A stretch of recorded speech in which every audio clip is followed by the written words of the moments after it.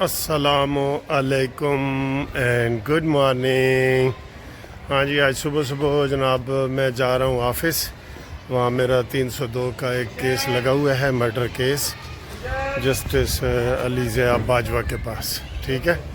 تو وہ میں نے کرنا ہے اور پھر آپ کے ساتھ گپ شپ بھی لگانی ہے۔ اور آج آپ کو پتہ ہے کہ 15 جنوری ہے، بڑا اہم دن ہے 15 جنوری کا بھی۔ یہ سارا ویک ہی بڑا اہم ہے اور بدھ کا دن ہے، ٹھیک ہے؟ موسم آپ دیکھ ہی رہے ہیں کہ میں آج یہ گھر سے نکلتے ہوئے باہر سے ہی ویڈیو بنا رہا ہوں، تو موسم آپ کو لگ رہا ہے کہ میرے جو دھوپ نکلی ہوئی ہے، بس میرا خیال ہے سردیاں ختم، ٹھیک ہے نا جی؟ میرا خیال ہے سردیاں ختم۔ تہاڈا کی خیال ہے؟ کوئی اور لہر آئے گی سردیوں کی لہر؟ مجھے تو نہیں لگتا کہ سردیوں کی کوئی لہر آئے گی۔ بہرحال یہ اچھا موسم ہے، بہت پیارا موسم ہے اور انجوائے کرنے والا موسم ہے، کیونکہ ایسے موسم کم آتے ہیں نا سر، کہ سردی بھی نہ ہو گرمی بھی نہ ہو، تو ہمارے لیے تو یہ بڑا اچھا موسم ہے۔ لیکن کافی ملکوں میں موسم خراب بھی ہے، آپ کو پتہ ہی ہے، برفیں پڑ رہی ہیں اور سارا کچھ ہو رہا ہے۔ اچھا جی، آپ آئیں جی سیاسی خبروں کی طرف۔ سیاسی خبروں میں سر جی سب سے اہم خبر جو آج بتائی جا رہی ہے نا، ویسے میں ذاتی طور پہ تو یہ قرضہ، لون اور ان چیزوں کے خلاف ہوں، لیکن جو پاکستان کی صورتحال ہو گئی تھی اور جس میں وہ کہہ رہے تھے جی پاکستان ڈیفالٹ کر رہا ہے، تو سید عاصم منیر صاحب کی کوششوں سے، شہباز شریف کی کوششوں سے پاکستان الحمدللہ ڈیفالٹ ہونے سے بچ گیا، ٹھیک ہے؟ ہمارے جتنے عربی ممالک تھے جس سے عمران خان نے تعلقات خراب کیے ہوئے تھے، انہوں نے اپنے قرضے ری شیڈول کیے اور انہوں نے کہا جی کہ ہم آپ سے یہ قرضہ ابھی نہیں لیتے، ٹیک یور ٹائم، اپنا ٹائم لیں اور اس کے بعد ہم آپ کے ساتھ کریں گے۔ یہ ہوا۔ تو اسی دوران جناب علی، آج کی جو بڑی خبر آپ کو میں بتانے جا رہا ہوں وہ یہ ہے، سوری اگر کوئی ڈسٹربنس وغیرہ ہو، تو ظاہر ہے میں بھی واک کر رہا ہوں اور گاڑیاں اور موٹر سائیکلیں اور پیچھے یہ سارا ماحول آپ کو نظر آ رہا ہے، ٹھیک ہے؟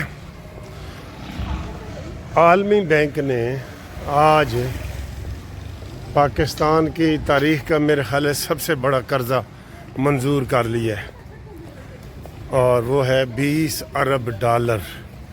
جی 20 ارب ڈالر سر جی، قرضہ تو دینا ہے، لیکن بہرحال فی الحال ایک دفعہ اگر یہ والا قرضہ یہ صحیح طریقے سے استعمال کر لیں، ٹھیک ہے نا، اس کا استعمال ٹھیک ہو نا، کسی کی ذاتی جیب میں نہ جائے، پاکستان کے لیے ہو، پاکستان کے اداروں کے لیے ہو، یہ آئی پی پیز کو ختم کرنے کے لیے ہو، یہ سارا۔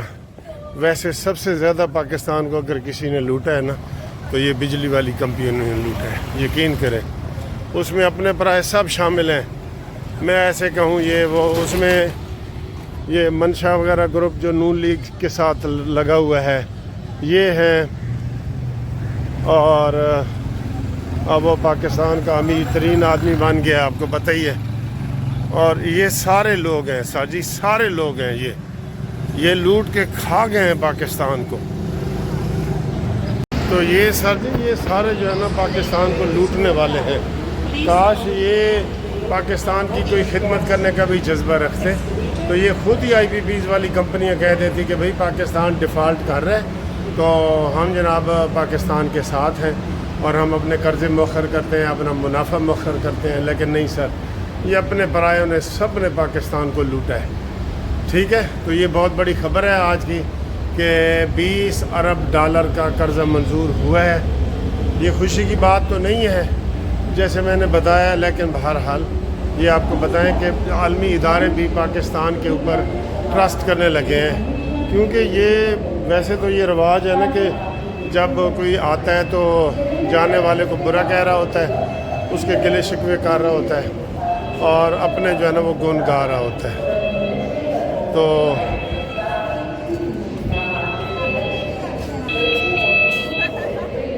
جی دوسری جی سر جی بڑی خبر، دوسری بڑی خبر وہ یہ ہے کہ جو سپریم کورٹ میں فیصلہ ہونا ہے، آج ہو یا کل ہو، اس میں جتنے بھی دلائل دیے جا رہے ہیں نا، ابھی تک